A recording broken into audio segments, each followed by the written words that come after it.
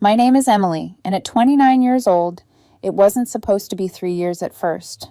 It was just until Dad's back healed, just until Mom could pick up a few more housekeeping shifts, just until things settled and I could finally take that offer in Denver, or maybe even move in with Danielle like we joked about over cold Thai takeout in my car. But weeks turned into months, and months into years. And somehow I was still in the same twin bed I'd grown up in, working full-time, paying rent that wasn't mine, and tiptoeing past Kendra's bedroom like a guest in my own home. Kendra was always focused on her future. That's what everyone said when she stayed out late or skipped helping with groceries.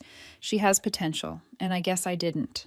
If you have ever felt betrayed by the people who should have been your biggest supporters, let me know where you are watching from. I was dependable, the one who could make things work, the one who wouldn't fall apart if asked for more. So I said yes again and again. I covered the rent when Mom's hours got cut. When Dad had to skip shifts after physical therapy, I paid the heating bill through that brutal winter when the landlord threatened to shut things off.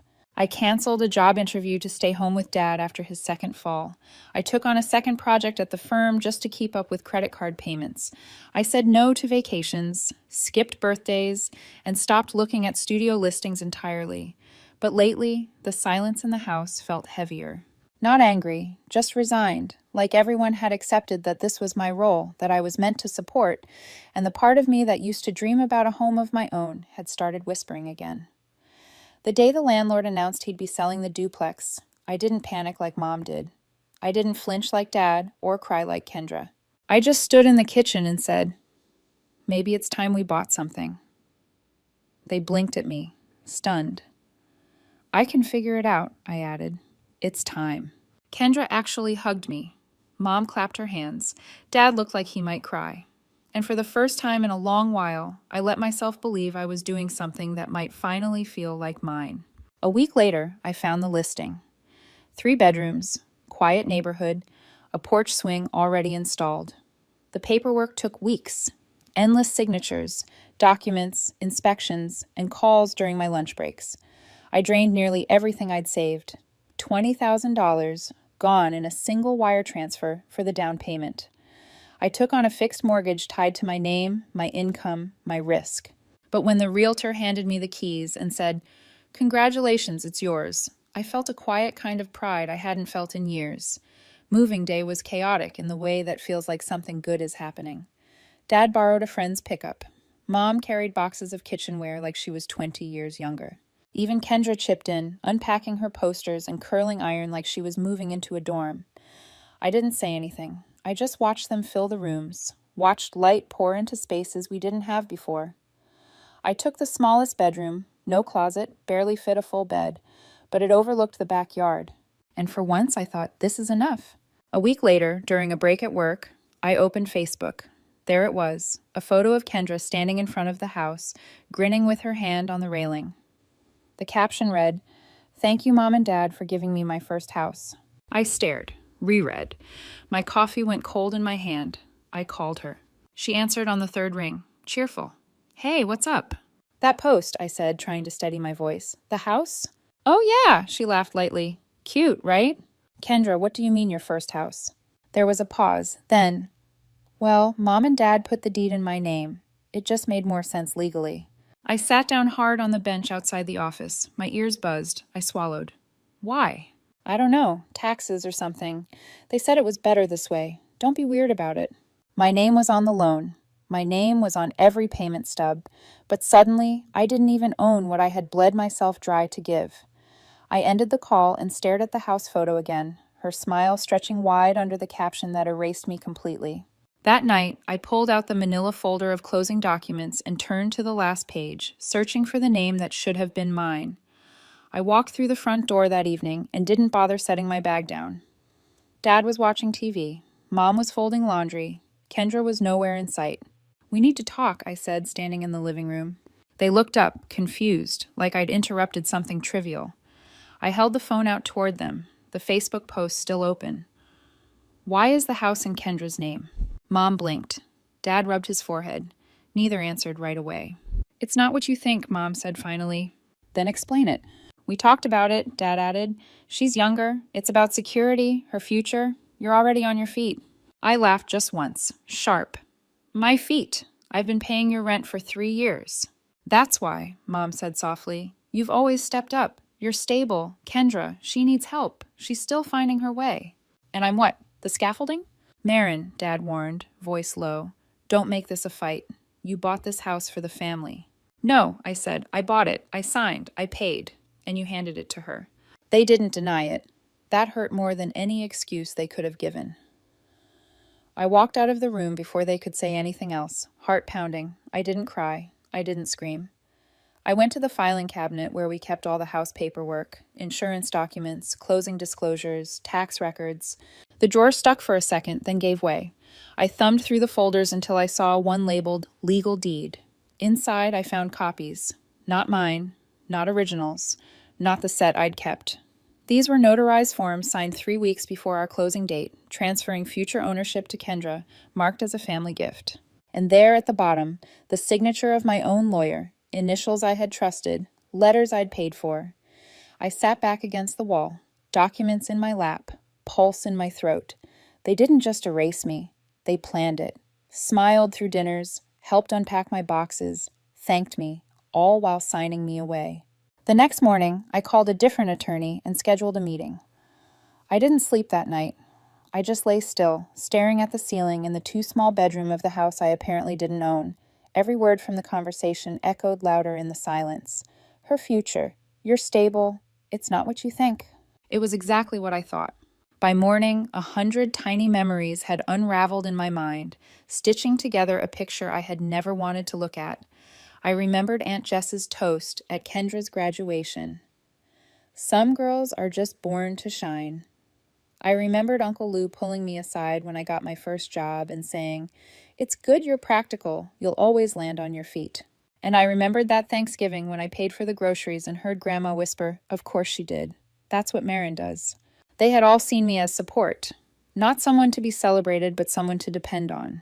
Even my ex, Tyler, once said during one of our quieter arguments, "You never choose yourself. I don't even think you know how." I had laughed it off back then. He didn't mean it cruelly, just tired. 2 months later, he packed his bags without drama. I let him go without asking him to stay.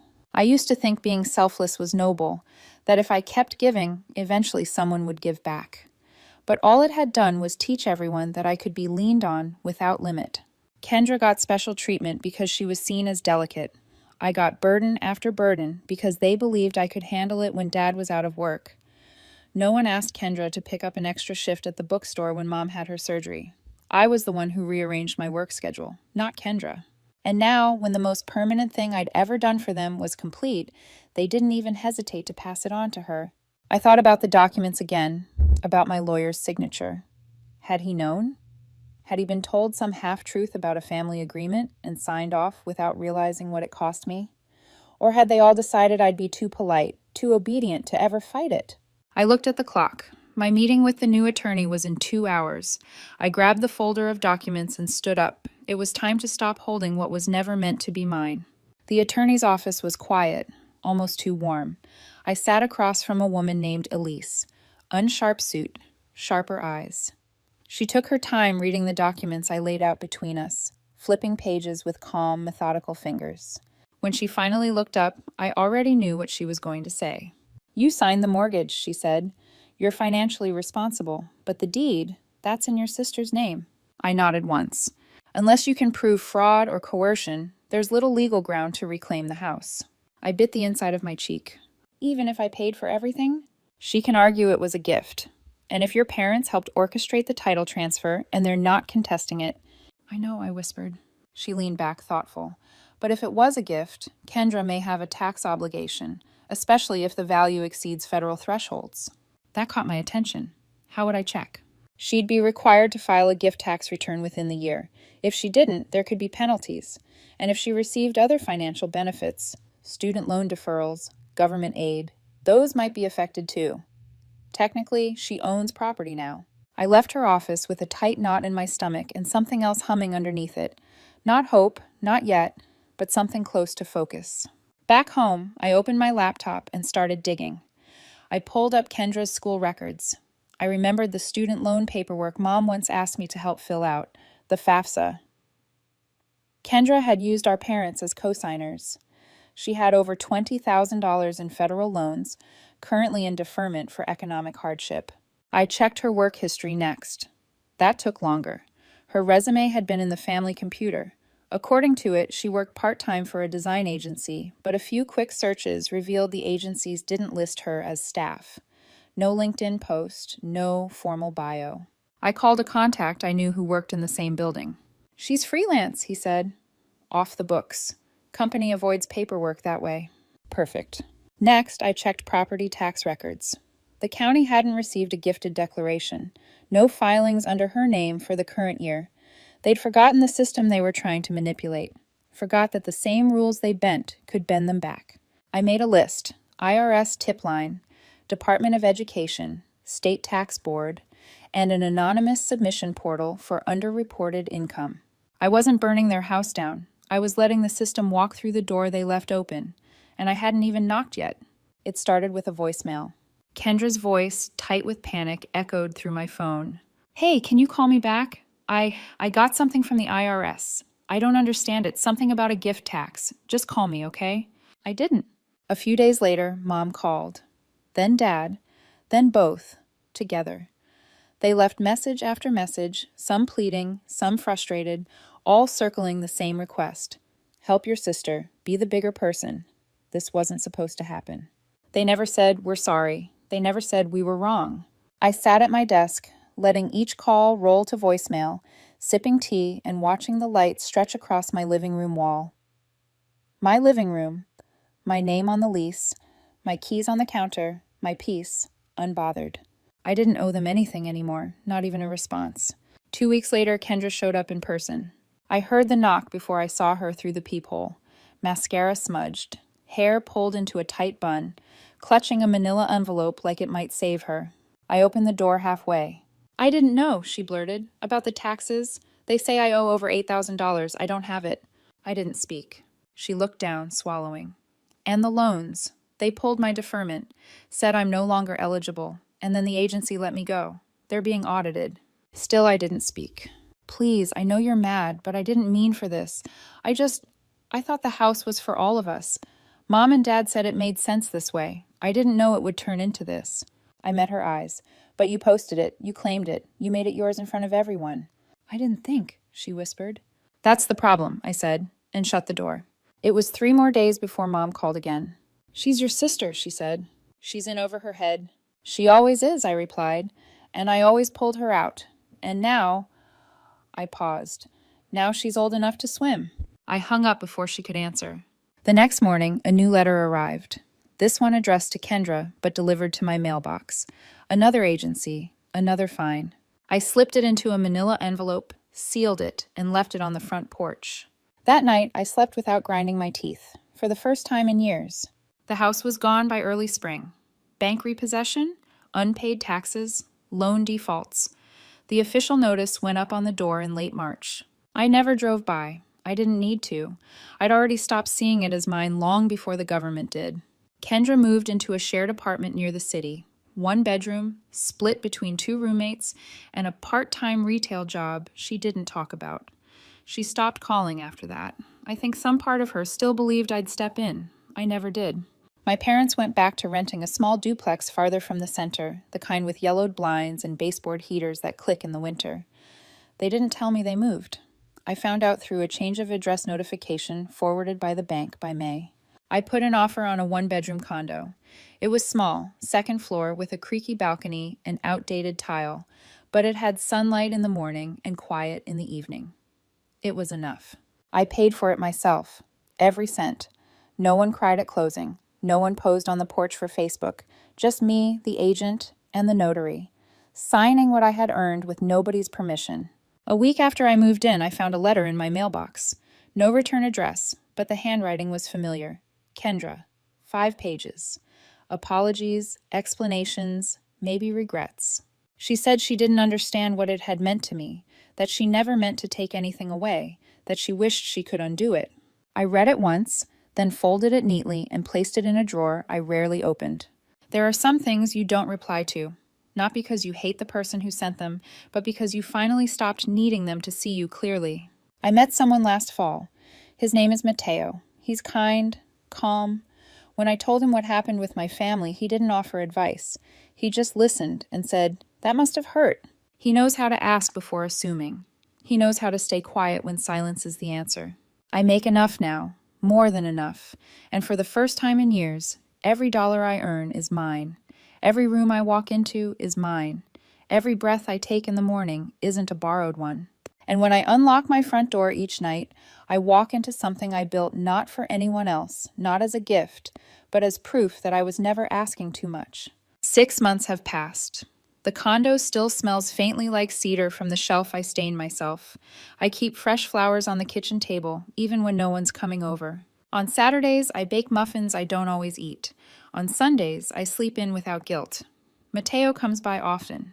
He brings coffee and asks how my day was, not because he needs anything from me, but because he really wants to know. Sometimes we don't talk at all. Sometimes we just sit on the balcony with the radio playing and nothing to prove. My phone rings less now. Mom calls every few weeks. I let it go to voicemail. Her messages sound softer, like she's finally figured out that silence doesn't mean war. It means I'm not available to play the same role anymore. She hasn't said sorry, not exactly, but I think she knows. Kendra hasn't reached out since the letter. I kept it, still in the same drawer. I don't read it anymore. I've made new traditions. Tuesday dinners with coworkers who don't expect anything from me. A hiking group I joined where no one knows my family name. Laughter that isn't strained. Questions that don't come with judgment. At work, I was promoted. My manager said it wasn't just the designs I delivered. It was how I handled pressure, how I led with steadiness. I smiled and said, "Thank you," thinking how long it took to stop confusing quiet strength with being everyone's anchor. One night, Mateo asked if I ever missed them, my family. I didn't lie. "Sometimes," I said, "but not the version they gave me. I missed the version I hoped they'd be." He didn't press, just held my hand. Tonight, I sat on the floor of my living room, sorting through old receipts and papers. I found a photo of the first house, the one I bought, the one they gave away. Kendra stood in the doorway, smiling too wide. I flipped it over and wrote in the corner, "Not mine." Then I put it in a box labeled, "No longer needed." I turned off the lights, stood by the window, and whispered to myself, they were never my home. I was building someone else's shelter with my hands. And now, finally, I've built one of my own, with walls that don't ask me to disappear inside.